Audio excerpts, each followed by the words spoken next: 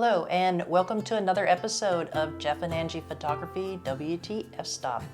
So today I'm going to run a review on 3 gimbal heads, the Wimberly, the Leofoto, and the ProMediaGear gimbals. Right now I have all 3 of them in my freezer, trying to get them down to extreme Arctic cold. So stay tuned and you will find out how they perform.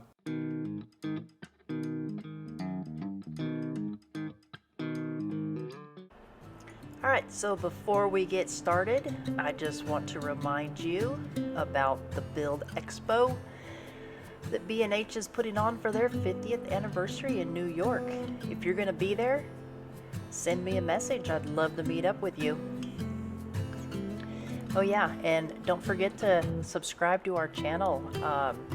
With a monthly membership of $1.99, you can have access to everything photo chat room, early access to all videos, member shoutouts, and priority reply to your comments.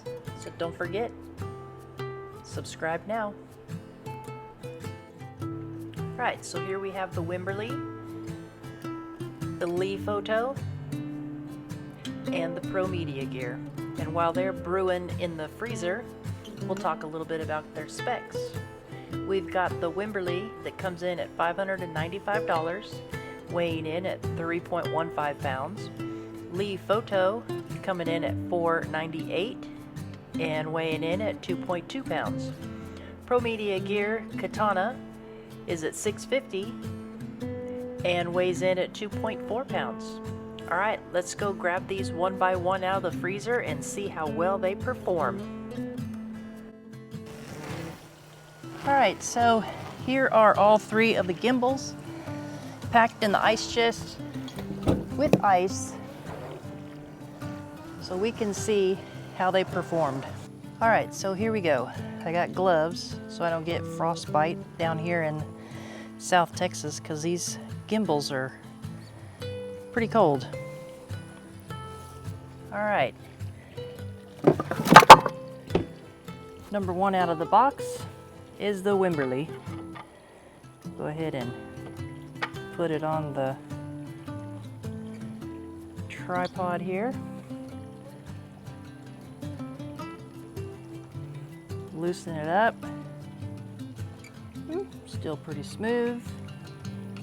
Loosen this up. Oh yeah. Wimberly does well. So there's the Wimberly. Still got a little frost on it. All right. Leofoto is next. It's a little frosty too. These gimbals don't go from sub-zero temperatures to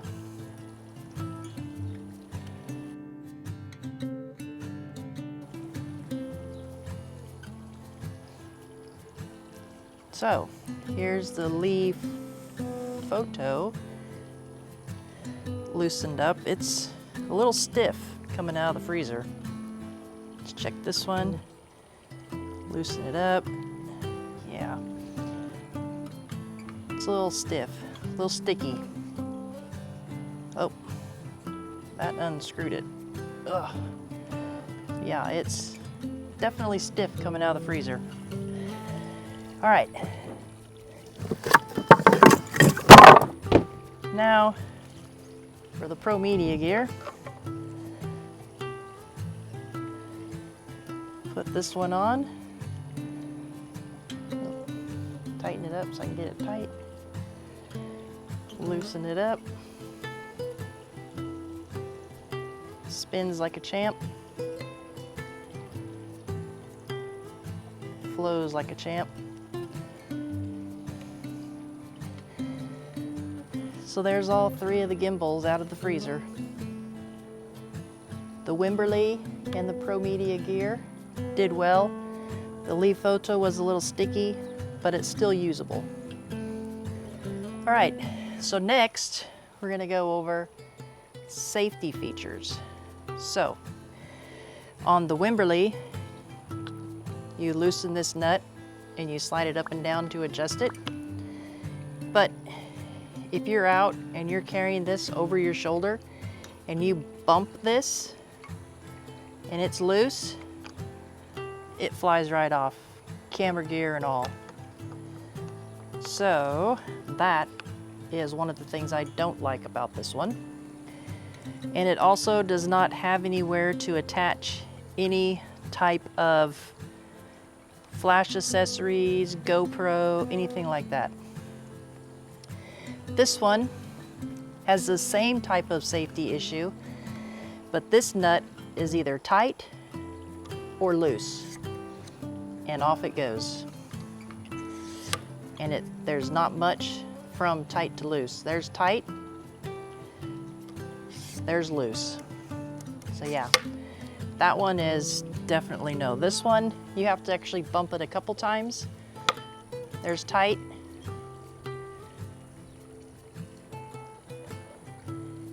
And there's loose. About a half a turn on that one. This one is not even a quarter turn, 1/8 turn. Whoop. Get it back on there, tighten it up. All right, ProMediaGear has solved this problem with 2 little nuts right here. It does not come off. Leofoto does not have a spot for the nuts, and Wimberly does not either. So that is my 2 least favorite things about these 2 gimbals. Another thing I don't particularly like about this gimbal is that when this nut is loose, you can actually see, you can actually get stuff inside there. Grit, grime, dirt, what have you. These are not that way, neither one of them. When it's loose, it's in place. When this one's loose, it does not come in or out. So let's do a couple close-ups and I'll show you exactly what I meant. All right, so here is the Wimberly. See, there's nowhere there for the nuts or some kind of mechanism to hold it on. And then this, when it is loose, see that space between there? Right there. That's a good spot to have grit and grime get in there. And Leofoto, they don't have the spot for the screws or safety mechanism. And here is the Allen wrenches that or Allen nuts that I was referring to earlier for the safety. See, when it goes up, it stops. Keeps your gear on your gimbal head. Another good thing on the Wimberly that's comparable to the ProMediaGear is that they have a good finish on their gimbals. It holds up well to wear and tear. Whereas the Leofoto is like a hot dipped, and you can see that over what little use this gimbal has had, it's taken a beating. And my Katana Junior, this gimbal is probably 6 years old, maybe older, and it's anodized, and it is in really good shape. It's got one little nick right there, one right there, and then of course here where the cameras go in and out. But for being as old as it is, it's definitely held up well. All right, so now we're gonna give them the spin test. Oh, let me hold it down a little better. I'm in the grass. There we go. Nice and smooth like butter. The Wimberly, it feels choppy, gritty, and it does not flow nearly as well as the ProMediaGear. That one spins really good. Let's try this one out, see how this one spins.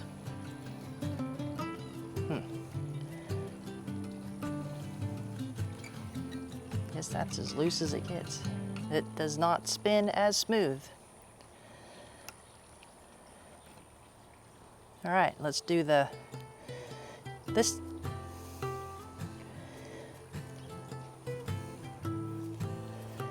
And this one. That one's nice and smooth. And the ProMediaGear is the smoothest and loosest of all of them.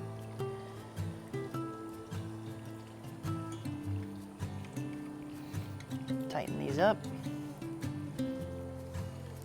All right, now I'm gonna go get some cameras, put them on them, and I will be right back. And just like that, poof! And just like that, we've got cameras.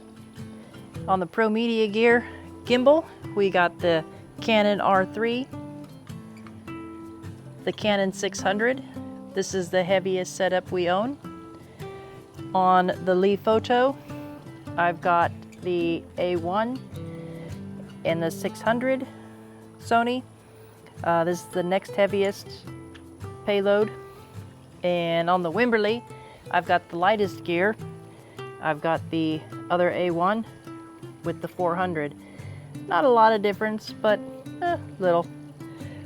All right, so let's start with the Wimberly. The Wimberly, I got all of them balanced already. I did that off camera.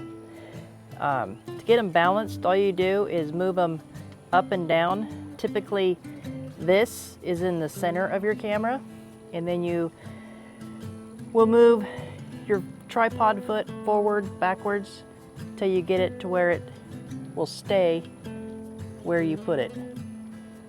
And I do have to say that with the camera and lens on this gimbal makes it smoother than without a camera. But it is very smooth, and this one would cost $595. So now we're gonna move on over to the Leofoto. Oh, and this one has a payload of 100 pounds. Leofoto comes in at $498. It is the least expensive out of the 3 tripods. I'm sorry, gimbal heads. And it is quite smooth once you put a camera on it. Although when I move it up and down, I do feel a little chop inside here. It feels clicky. And when it goes round and round, it feels pretty smooth. And it too performs well once balanced. This payload is 55 pounds, comes in at $495. And the ProMediaGear has a payload of 50 pounds, and it comes in at $695. It is the most expensive out of all 3 of them. But when you take into consideration that it is only $50 more than the most popular gimbal on the market, and this one has safety features and accessory brackets, it's worth every penny in my opinion. So once you get it balanced, it works well.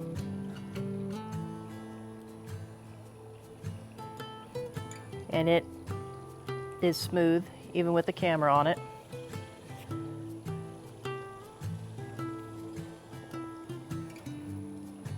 So out of these 3 gimbals, I would recommend the ProMediaGear.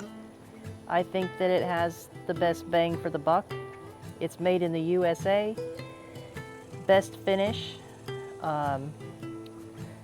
one of the lightest. It weighs in a pound less than your Wimberly.